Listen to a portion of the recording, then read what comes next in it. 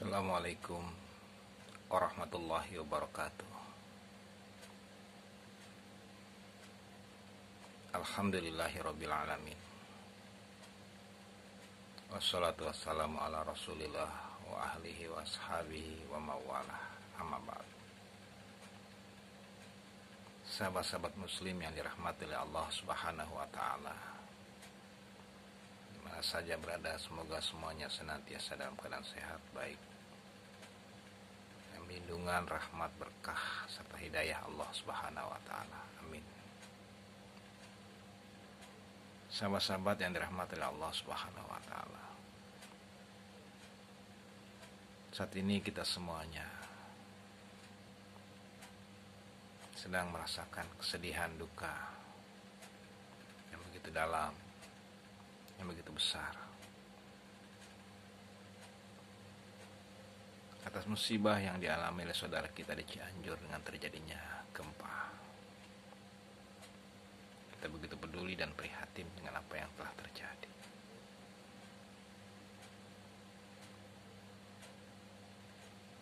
Kita sama-sama berdoa, bermunajat, bermohon kepada Allah Subhanahu wa taala. Semoga saudara-saudara kita di sana diberikan kesabaran, ketabahan, kekuatan oleh Allah Subhanahu wa taala. Diberikan pertolongan, bantuan menghadapi keadaan dan situasi yang ada di sana.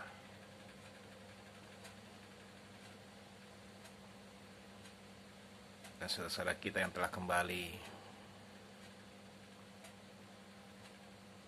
kita bermohon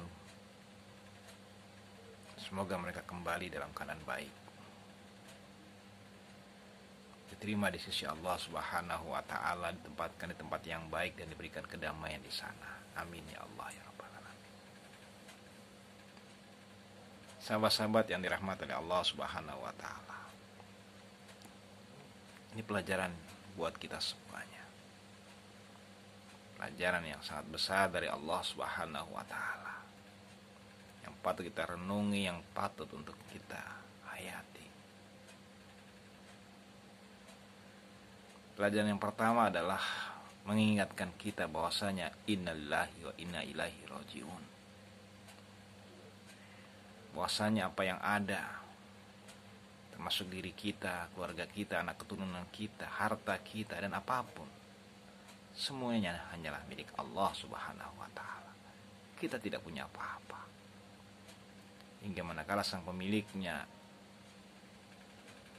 ingin mengambilnya, dia bisa ambil kapan saja. Dan jikalau kita tidak menginginkannya atau kita memaksa, tidak menerimanya, maka dia bisa mengambil dengan memaksanya. Maka semestinya lah kita melapangkan hati kita, menyadarkan diri kita bahwa kita memang bukan apa-apa dan bukan siapa-siapa, tapi kita adalah milik Allah dan akan kembali kepadanya. Wa ilaihi rajiun. Sahabat-sahabat yang dirahmati oleh Allah Subhanahu wa taala, apa yang ada ini menyadarkan kita, tidak sepatutnya lah kita untuk egois. Tidak sepatutnya lah kita untuk serakah. Menyadarkan kita bahwa kita tidak punya daya dan upaya apa-apa.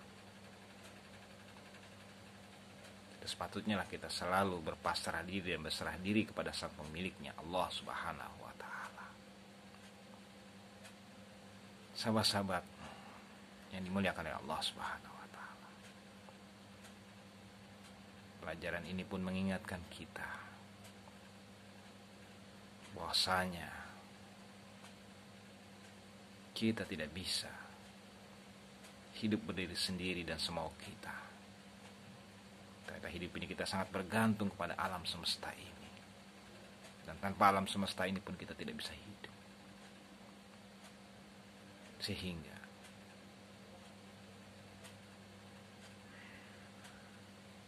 kita diingatkan agar kita selalu peduli, kita peka terhadap alam semesta ini. Yang sebetulnya kita sebagai seorang muslim selalu diingatkan oleh Allah Subhanahu wa taala di dalam Al-Qur'an, yang itu harus kita baca dalam setiap sholat kita. Manakala kita tidak baca, maka ibadah kita, sholat kita tidak dinilai oleh Allah Subhanahu wa taala. Demikian jumhur ulama mensepakatinya. Sahabat-sahabat yang dirahmati Allah, itu termaktub jelas di dalam surah Al-Fatihah, mengingatkan kita yang bunyinya alhamdulillahirabbil alamin. Segala puji milik Allah, Tuhan semesta alam.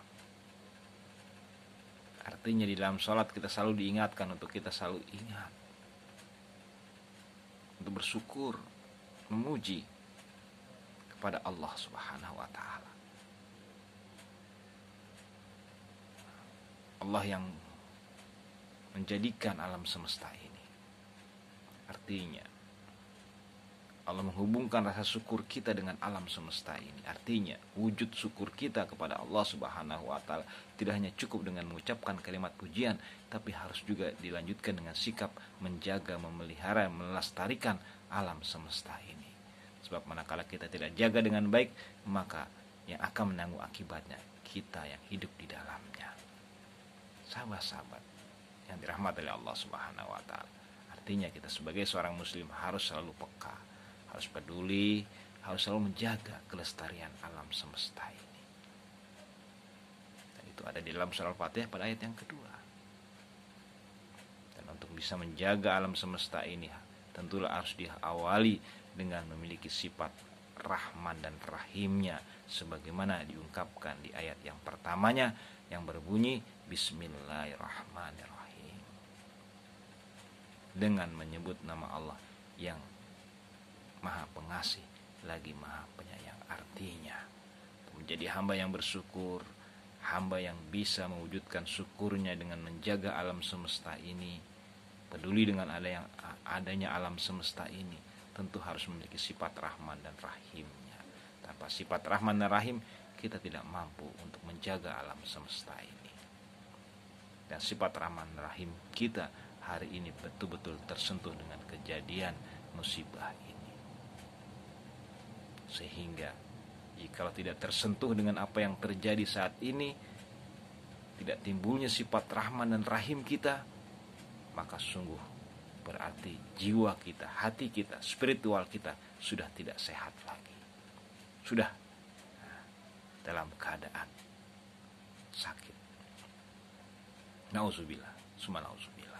Sahabat-sahabat yang dirahmati oleh Allah Subhanahu wa taala, mudah-mudahan apa yang terjadi ini semakin menumbuhkan rasa kasih sayang di antara kita, sesama kita, bukan hanya sesama muslim, tapi sesama umat manusia,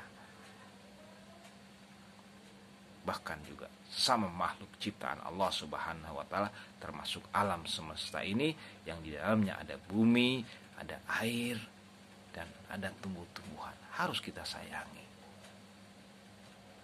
Itulah wujud nyata hamba yang bersyukur, mengenal kepada sang penciptanya, kepada Allah Subhanahu wa ta'ala. Mudah-mudahan saudara kita di sana senantiasa diberikan kekuatan dan perlindungan, dan kejadian ini dijauhkan oleh Allah Subhanahu wa ta'ala, dan kita semuanya senantiasa